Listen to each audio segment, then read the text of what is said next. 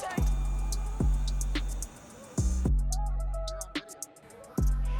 want to say from the bottom of my heart, I'd like to take this chance to apologize to absolutely nobody. What's up, everyone? Welcome to episode 2 of the Fucking Everything podcast. Super stoked today. Have a very special guest, none other than my son, Kaiden Folkes. What's up, everyone? Glad to be on. Thank you for the introduction. What's up, buddy? Let's do it. Excited. We've talked about an episode together for a little bit here, kind of going over what we would discuss. I want to dive into like the college scene. Kaiden's in college now. God, it's what, 3 months now? How many months are you in now? 3? Yeah, I think just about 3. Yeah. Almost 3 months. What do you do? You liking it? You loving it? Yeah, I like it for sure. I'm down at the University of Arizona.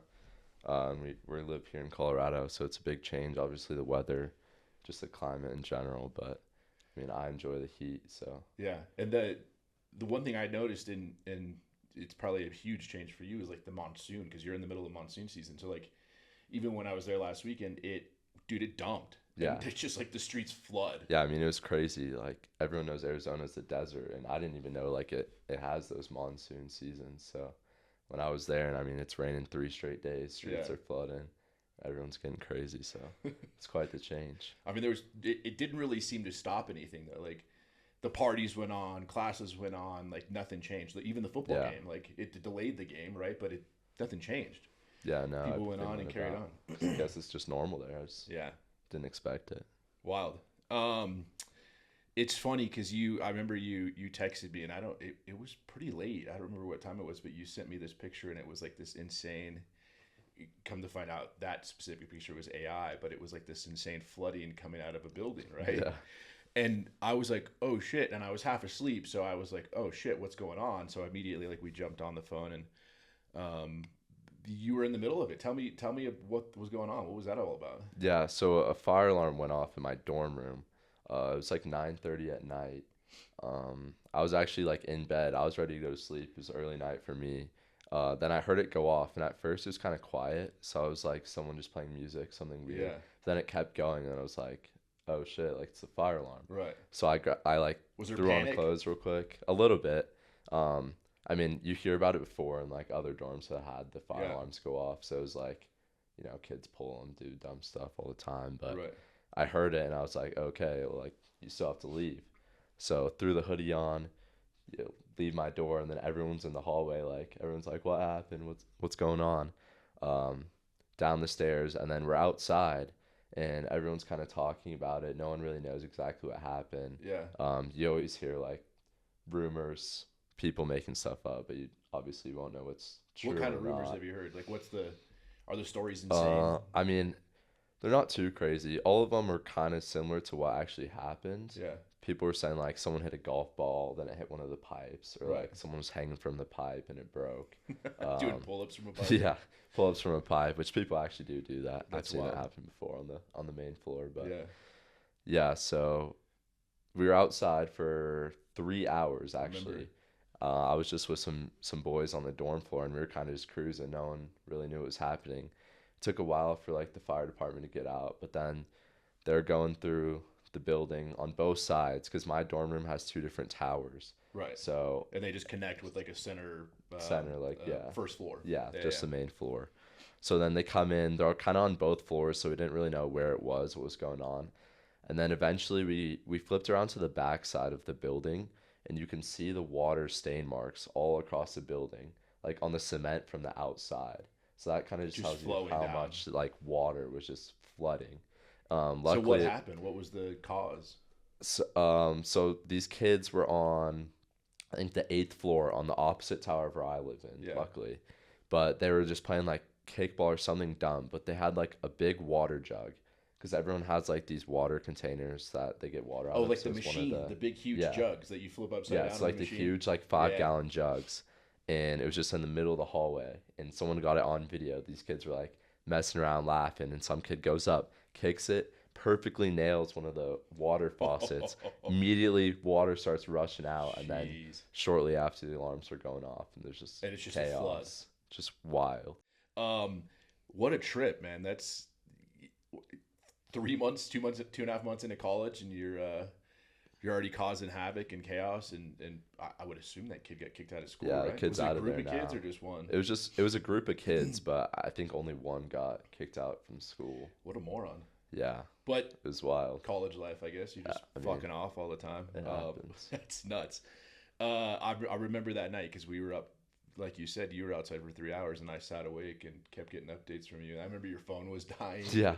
It was like a whole thing. Worst part about it, I go to CVS to get a charger. Yeah. Because, my phone was close to dying. We'd already been out there for a while. And then as soon as I come back, go to, like, the outside, like, outlet outside the building, try and plug my phone in, and then they call everyone up to line up to go inside the building. Oh, then you're back in. I didn't even end up using the charger. So you walked all the way across campus just to get a charger and for nothing. Of course. That's how it works, right? Yeah. That's insane. That's wild. I could only imagine all the other stories that go on in those dorms. Stupid shit like that. Crazy stuff. I remember when we were moving you in, we were trying to figure out like, can you obviously like not toasters but like a microwave didn't seem crazy to me. That seems like something you should be able to bring in there. And maybe I'm wrong, but that seems normal in my mind. Even like an air fryer maybe. But no, those are all on lists of like, you can't bring any of that shit in there. Yeah, I mean, just like fire hazard, it kind of makes sense. But yeah, I mean, our neighbors have a microwave. In my mind, it didn't make sense just because I'm thinking like a normal room with a nice little shelf and you got a microwave on top. But then going into these dorms and seeing how, I mean, they're crazy. Some of these dorms are just like messy. They're super cramped. Like some of these kids have moved their entire life into the dorm. Like I remember one of your neighbor kids like. On move-in day, you had to help him move their couch in because it was like him and his sisters. Yeah, their room's just cramped. And that room was cramped. Yeah. I mean, there's 2 beds and there's 2 nightstands and there's 2 desks and a couch and shelves. I mean, these people brought their whole life in there, so it was comical. But so it seems like it's a common occurrence for the fire alarms to go off, huh? Yeah, that's why like it wasn't really a panic for me or anyone else, and we were kind of joking about it. And then kind of as like the duration of how long we were out there kind of settled in, we were like, oh shit, like this might be something real. A serious one. Yeah, because there's been plenty. I mean, even in our own dorm room, and I've had some sense that incident of just a fire alarm going off just cause no one really knows why, but clearly when I was there, it was. I mean, there was 3 or 4 times, and it wasn't your dorm, but like other dorms across. They actually had 2 in one day. Oh, that's right. That one had 2 in one day. That's right. Thankfully for them, it was midday, not 10 p.m. But insane, dude. That's cool. What how are you liking your classes? Like, how do you find the college life? Like, it's completely different. Obviously, going to well, heck, elementary all the way to high school, you have one building, if you will, like one big building, if you will, that you go in and you class to class, and then you leave. Mm-hmm. This is different. This is a a city, with multiple different buildings and all the things, and you have a place where you live. Like, how are you finding that transition and like going from high school to that? I enjoy it a lot. There's still like structure. I feel like when you go to college, everyone thinks you're kind of on your own. But I mean, I still have set classes at set times every day. But it's definitely nicer. Like, it's less of not a workload, but there's less like class time specifically. So I have more to do throughout my day, kind of more like independent. In terms of like the school itself, that's what I really like about like my campus at Arizona. It's like, it's almost like one big rectangle. So you're not really like crossing any streets or anything to get to classes. Like, although they are in all these different buildings, it's still like one central area. Well, I think that was big for us when we looked at it, right? Especially for you wanting to go there. But like as parents, like we're like, this is cool. This, to us, it felt like a campus. I remember we toured other colleges and there was just full city streets going through the campus, and so it didn't really feel like that college vibe, if you will. Yeah, so I think that makes it a lot better for me. Yeah. Tons of scooters and bikes and walking, huh? Like there's a ton of exercise going on, which seems pretty cool. Yeah, I mean, everyone's walking for the most part. There's a few kids with scooters. If your class is longer, it might be a good idea to invest in one of those. That's awesome. You have a pretty crazy gym there. I know you're there all the time. does it have everything you need? Like I did. The reason I ask these questions, and they may seem silly to some, but I never went to a proper college campus. You know what I mean?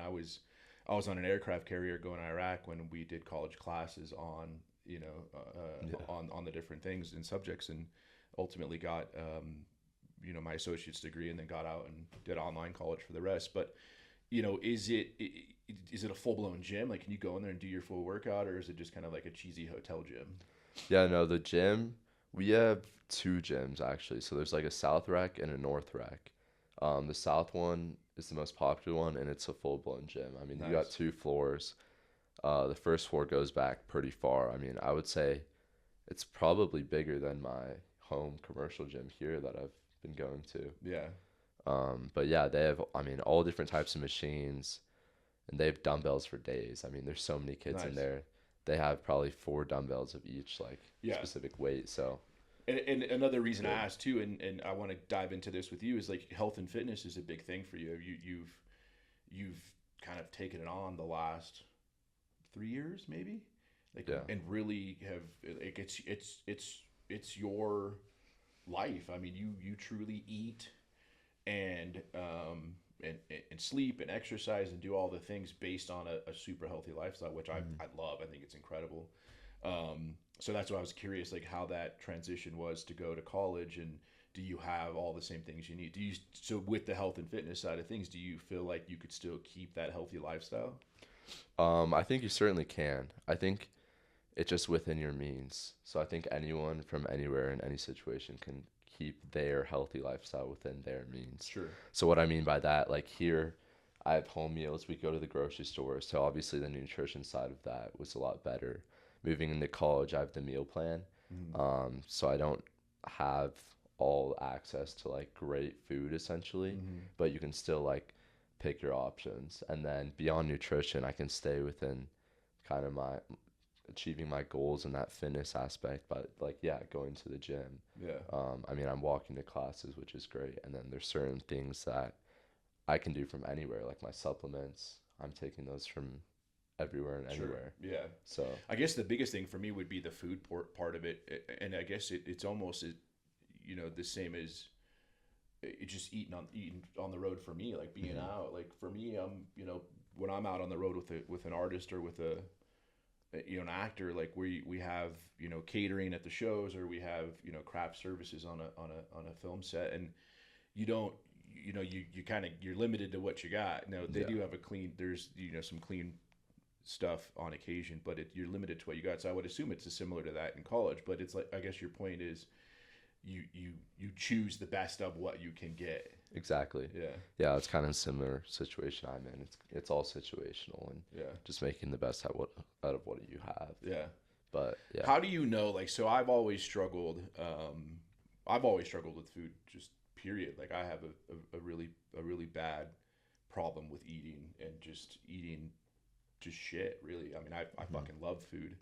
And I'm not the best at eating healthy. To me, it gets real fucking boring. How do you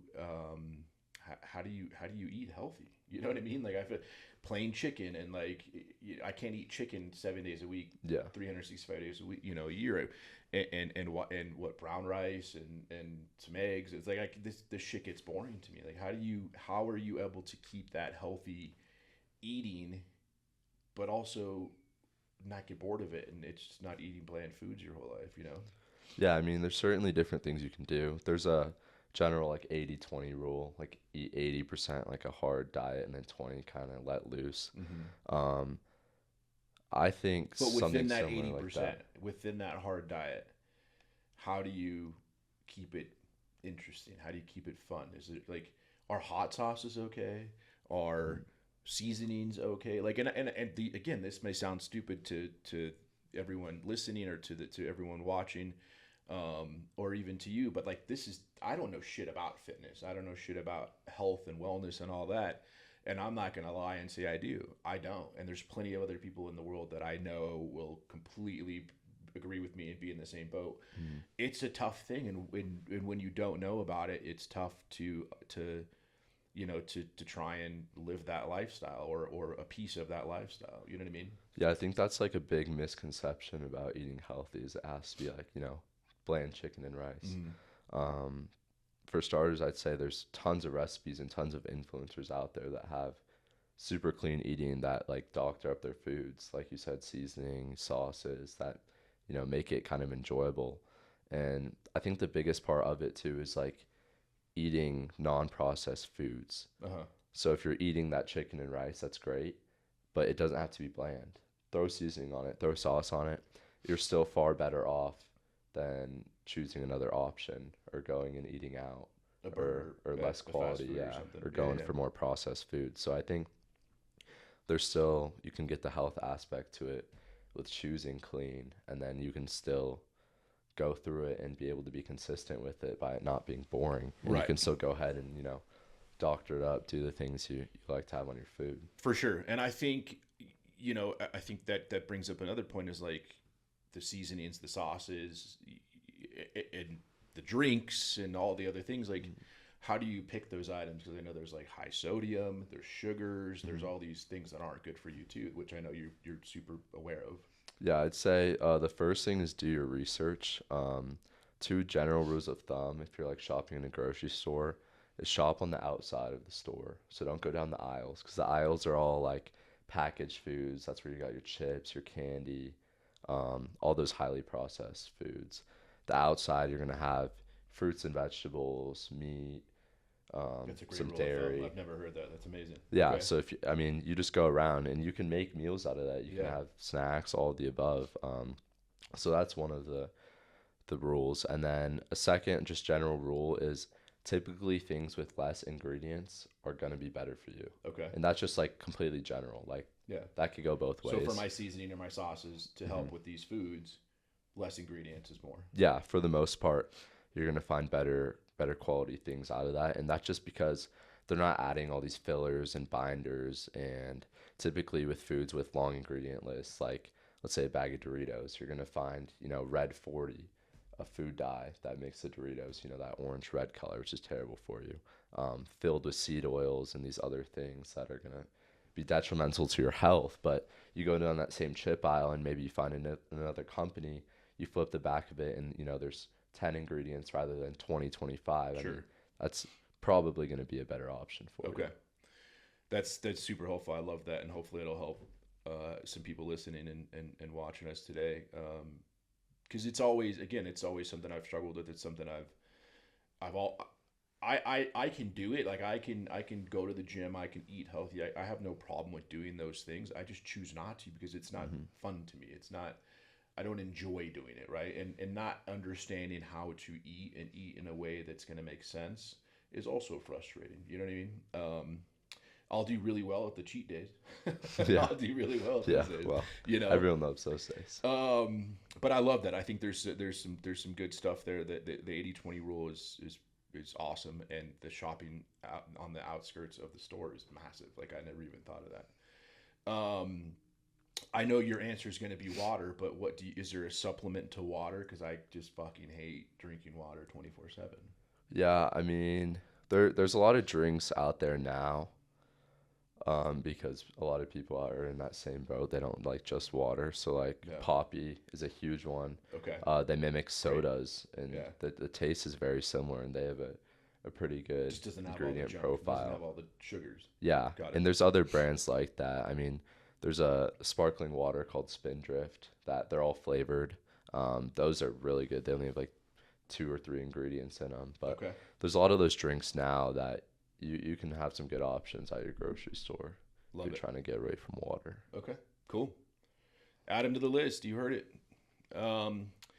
Yeah, I think it's a super important topic. I'd love to dive in more on that. I think it could be its own episode for sure. 100%. And even the fitness side of things, like, you know, you don't have to go to the gym. You don't have to, you know, bench press 400 pounds or you know, go crazy with it. Even you know, the moms at home, the dads at home, because I know that's a big thing, is like finding the time, being a parent, to do it. It could be something as simple as just, you know, basic aerobics, right? Like what would you say for a parent that has 30 minutes a day that they could throw at a quick workout that just wants to kind of stay healthy. I mean, we're not looking to have six packs. For sure. Obviously, we would, but what would you recommend in terms of a workout for someone with that kind of lifestyle? Yeah, I mean, 30 minutes would be more than enough. You could grab a pair of dumbbells, which is pretty cheap. They have adjustable dumbbells, and you could do a variety of workouts with those. If you don't want any equipment, you could do body workouts. So, I mean, sit-ups, body weight squats, push-ups, like those things are great. Keep you in shape. I mean, go for a run outside your house real quick. Yeah. Those things will all be great. You do that, as many times as you can during the week. Yeah. Got it. Even if it's 5 minutes means something rather than nothing. It all adds up. Yeah, I mean, any type of workout is definitely beneficial. So some dumbbells, which are super simple. You can get those at any store. Medicine balls, are those good? Those are good for squats. The squat, I guess. Yeah, you could use a medicine ball. A lot of ab workouts with those too. I'd say a kettlebell would probably be a little bit better than that. Okay. You could do some leg workouts with those and nice. Arm, shoulder mobility, stuff like that. Right on. Another thing I'd say too is a lot of people think they lack time, which some may do. A lot of people are busy, but track how much time you're on your phone. Track some of the time you're doing these things. You have a lot more time than you think. Yeah. There's a lot of time people waste doing things that they probably shouldn't or wish they wouldn't have done in time they wish they would have had back. Or just cut back on it. Yeah. Yeah, I couldn't agree more. You see people on their phones all the time, and I'm one of them. But you could cut back for sure. I know I can personally. Yeah, definitely. I can wake up and not get on my phone and check my emails and do all that stuff. I can give 15 minutes to a workout, 100%. Because what it is just 15 minutes less of scrolling Instagram or TikTok. Let's be real. I mean, we all do it, and if you don't do it, then there's something else that you're doing that you could probably grab 2 or 3 minutes here, 4 or 5 minutes here. Cumulatively grab 15 minutes in your day. For sure. Yeah, you're totally right. I couldn't agree more. And that goes with anything. It's not even just just working out, but that's just like life as a whole. You can grab 15 minutes of your day from something that doesn't necessarily need it and put it towards something that is really good, like your health, like health and wellness, like your mental health, meditation, and counseling, or anything really. You know what I mean? So 15 extra minutes to focus on your kids. You know what I mean? There's a lot of things. So I agree with that. I love that. I think that's great. So yeah, I think taking time to find that 15 minutes a day is super important. I think you could pull it from you. I completely agree with you on that. Absolutely. And that 15 minutes a day adds up, and you'll see exponential change to your life with whatever you use that 15 minutes for, swapping bad for the good. So certainly good tip. Even just getting outside, man, just getting some sunlight, like being out and getting that fresh sunlight is huge. And I know it's big for me. Like, I could wake up and kind of be in a little bit of a rut and not the best mindset. Maybe I had a bad dream. Maybe I'm going through some stressful things. And the second I get outside and just let the sun hit me in the face, and I'll go in the backyard and just sit on the chair and just let Bandit, our dog, run around and just chill for a bit. You know what I mean? Or I'll go out and get in the car, and the first thing I do when I get in the car is I put the windows down, because I just want I want as much of the outside as I can, but also get behind the car and mob around and have some fun. Yeah. So I love it. I think it's important. It's football Sunday. Yes, sir. Let's dive into that, man. It's crazy to me, your wealth of knowledge on sports and stats and like all those things. Like, my brain can't even compute that shit. But for as far back as I can remember, you've always honed in on that, and you've always been really good at it. Players, numbers, names, stats, I mean, it's wild. Let's talk about your Broncos. Yeah, I mean, we're at week 7. Okay. We're about to play the Giants this week. We're sitting at 4-2. Are they playing today? Yeah. Okay, cool. We're playing about an hour here. Nice. We're sitting at 4-2. Our 2 losses were both from game-winning field goals with the time expiring. So, what happened? Game-winning field goals with the time expiring. So, just clock management? Not that. Just close games, and then first game we lost versus the Colts, they had like a 60-yard field goal. We got a penalty called. 60 yards. Someone like hit the long snapper. Not typically, you don't really see that in football. Kind of controversial call, but obviously that moved them up 15 yards, and they're make that field goal. Got it. So that happened that game. Okay, so that's that was kind of a gimme. Okay. Yeah. And then versus the Chargers, same thing. Field goal. That was more on us though. Bo Nix missed some passes. We didn't play great towards the end of the game, so we kind of just let that one get away from us. And that's going to happen in the NFL. You know, you're going to make mistakes, so we'll take that loss. They seem like they've come a lot further this year than where they have been in the most recent years. I know they've struggled huge on not only quarterbacks but head coaching and just I think just kind of management of the team overall. But it seems like they're in a better spot. Yeah, I mean, we've been pretty bad for a while. Last year was the first year we actually made the playoffs since like the Peyton Manning era. I think that's largely due to Sean Payton, our new head coach. Yeah. I mean, he's bringing in a whole new scheme. He's obviously one of the greatest coaches in history. Yeah, I like him a lot. And going back to what you said, kind of coaching struggles and quarterback struggles. Well, here comes Sean Payton, and then we drafted our rookie last year. In his second year now, Bo Nix as quarterback. So those two holes are kind of filled now. So that's why we're seeing more success. Sure, but back it up. Like when he came on as head coach, who was the quarterback at the time? Was Russell Wilson already on the team, or was that flip flopped? I forget. Yeah, I think Russ was coaching Russ. Okay. As his first quarterback on the Broncos. Right. Okay, and that had its own controversy and struggles and issues, no? Yeah, I mean,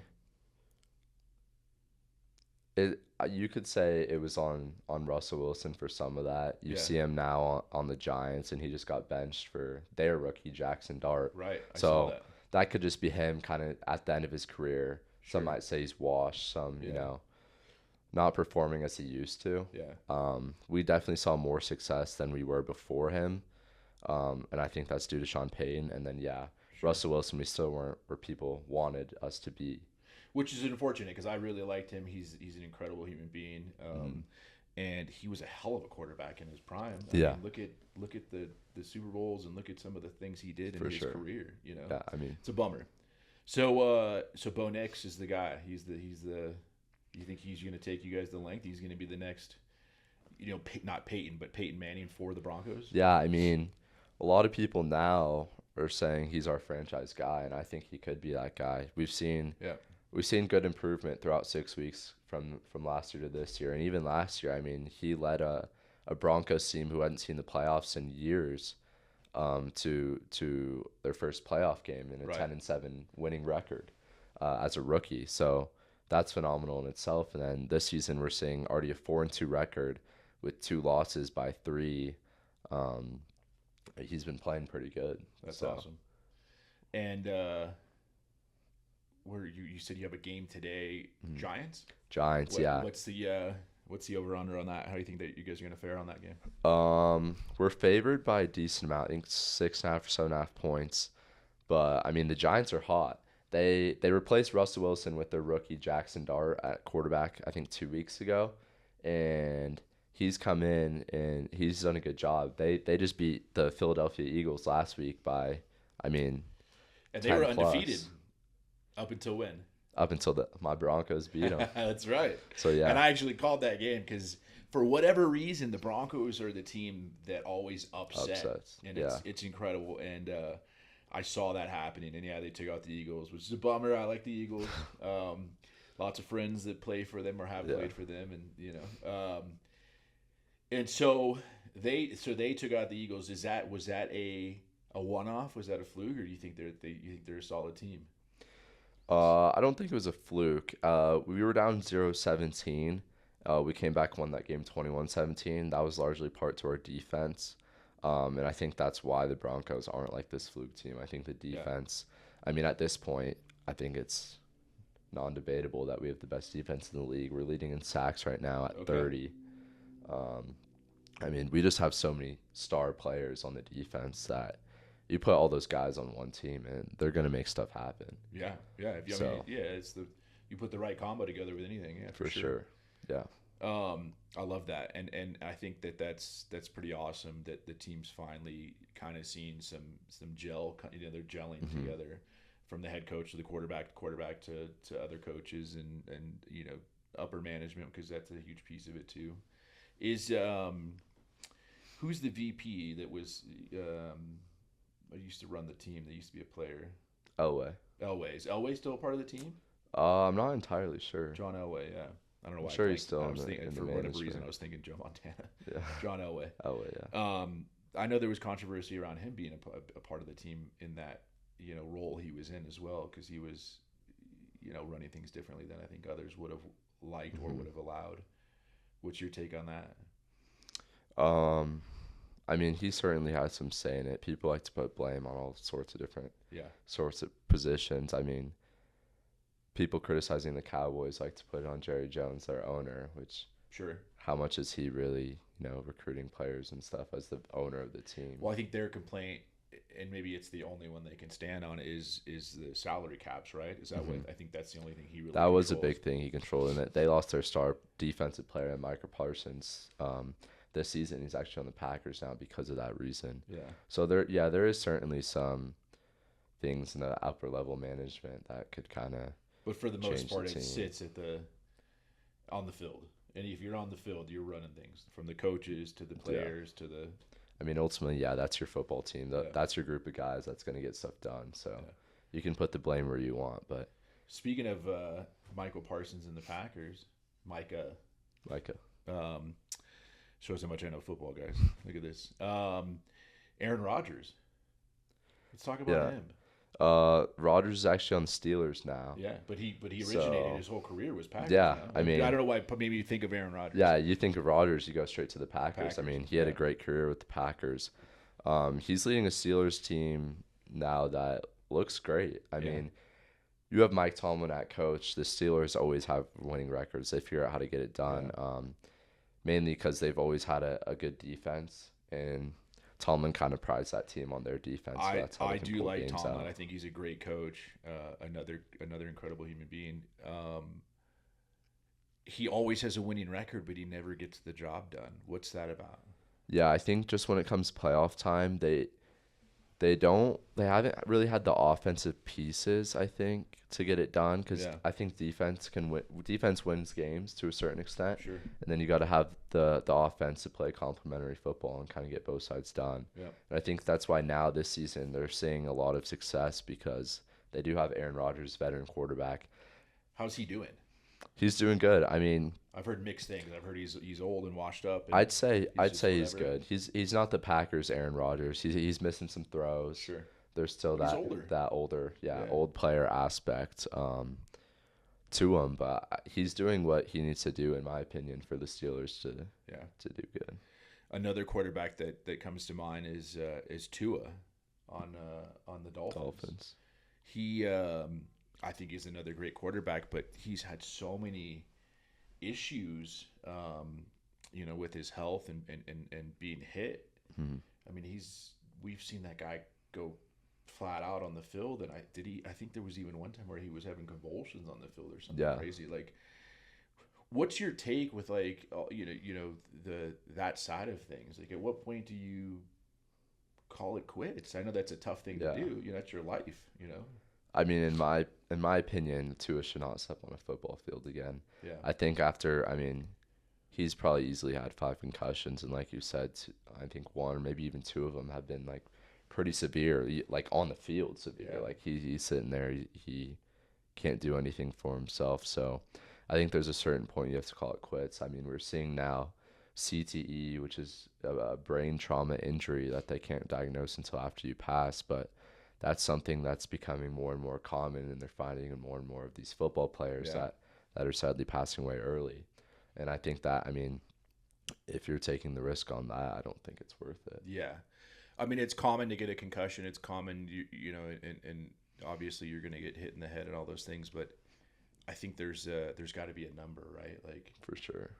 And it almost, it's like, is that a league problem? You know what I mean? Like, hey, if you've had X number of concussions, and I'm no medical professional, but like whatever that number is, or I guess level, because every concussion is different, I guess. hey, we're gonna like. They have to pull the plug almost. You know what I mean? It's like Yeah, there's got to be some sort of something there. I don't know if the league can enforce anything. I don't think we've really seen anything this extreme either. Yeah. I mean, there was an old Panthers linebacker, Luke Kuechly, who a great linebacker. He had a lot of concussions too. I mean, he kept coming in and playing. So I don't think there's been something quite of this nature quite yet. Mm-hmm. And I mean, obviously, they do have those medical professionals that are clearing them to play week by week. So I think from their end, that's as much as they can do. And at that point, it's up to the player whether you want to sacrifice that. I think it's so scary though, because it brings me back, and we don't have to talk about it if you don't want. But real quick is like with your concussion, with your accident back last year, we're still dealing with pieces of that and cognitive functions and so to me, like someone that goes on a football field and just gets pounded in the head every day, that's a tough one. And the thought of like those hits and what their symptoms are and what like how they're dealing with that, I think to yours and yours, yours was one time, and it was a different type of hit compared to what a football player is, but like the fact that we're still dealing with yours and seeing stuff with yours makes me think that if you've already done it once and you've had another concussion and another hit and another, like it would scare the shit out of me if you went and got hit again. You know what I mean? So for those guys to continuously like do it, it's just like, at what point do you say, hey, like enough's enough? Yeah.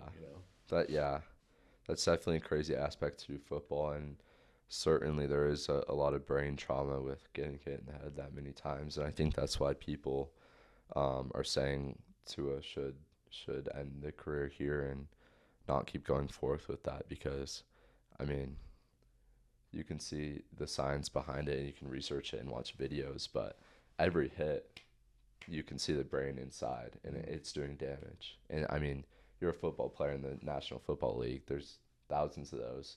Yeah. You want to span your career out 10 to 15 years. I mean, there's a lot of hits.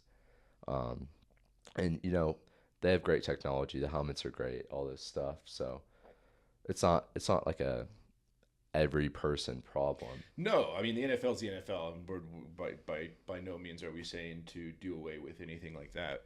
I love seeing these fucking guys get hit every week, and I love watching football. Yeah.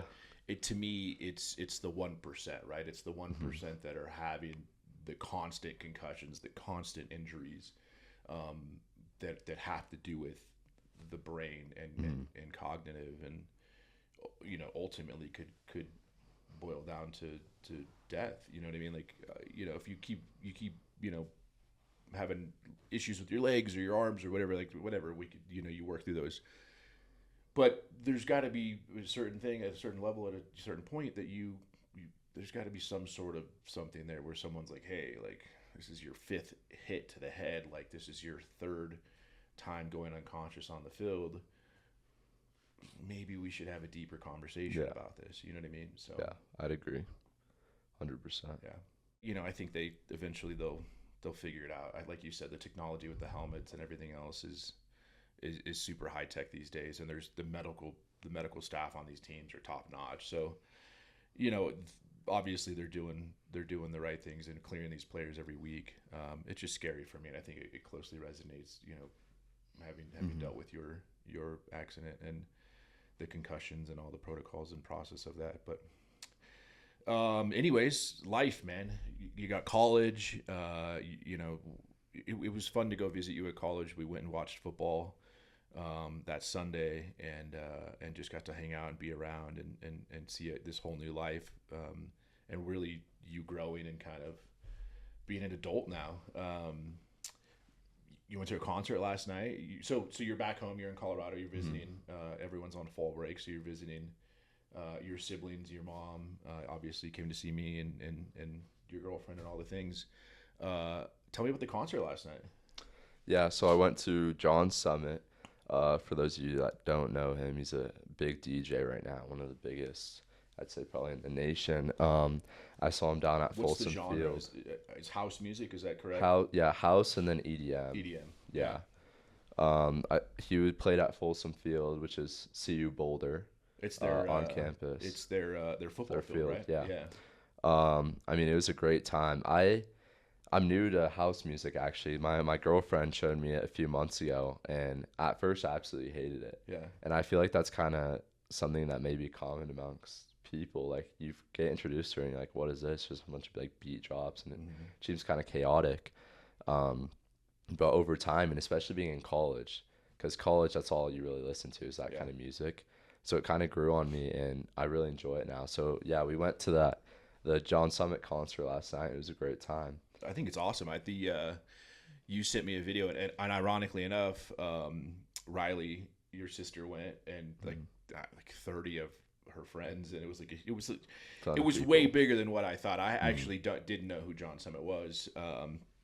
I did listen to him though, when Riley brought it up, and then when you guys told me you were gonna go, and I was like, oh, he's got, the beats are great. Like, it was catchy, it was cool.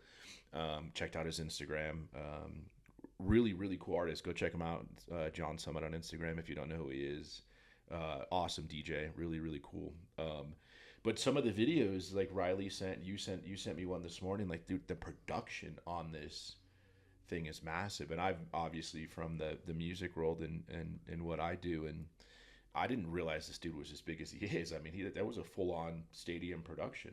Yeah, I mean, it was a full on concert. It wasn't just like, this DJ guy set, going to a college. It was great. I mean, the stage was massive. Very good production. Did I well see put flames? Together. Yeah, was there pyro going on? Like, there was flames. A few of the songs. That's incredible. It was nice. Yeah, and it was pretty cold.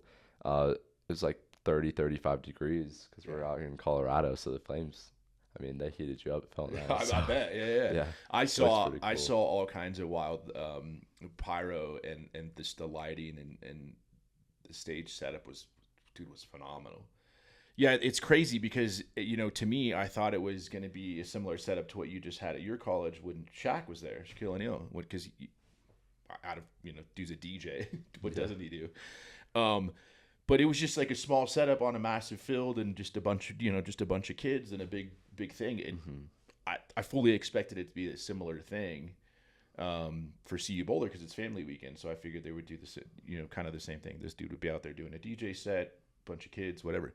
It was a full-on concert, bro. Like, production was top-notch, bar none. I was super shocked about it, and it was a full-blown show. Yeah, it was wild. I mean, great turnout too. The stands were packed, sold out. Yeah. And we were on the field or the floor seating, and I mean that went back pretty far too, and you're shoulder to shoulder. And was there any seats on the field? There was not. It was all like GA stand. It was a full pit. The whole.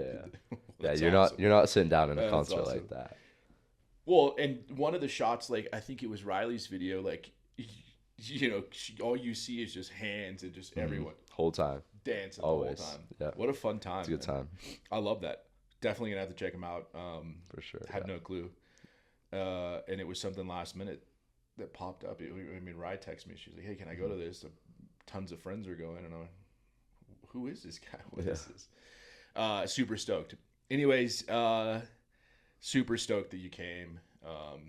Love having you, be a part of this. It's, it's super fun. Massive change for me, obviously, being on this side of the camera and not being behind the scenes protecting people. But it's a fun new venture, and I'm stoked to have shared the chair and the cast with you, and I appreciate you being here, man. Yeah, 100%. Thank you for having me. Yeah. It's been a good time. I look forward to coming back. Yeah, we'll drum up some more topics and do some more stuff. For sure. Don't forget to subscribe to our YouTube channel, FKN everything, fucking everything, and stream us on all platforms: Spotify, Apple Music, Amazon Music. Check us out. Kaiden Folkes, everyone. See ya. Peace.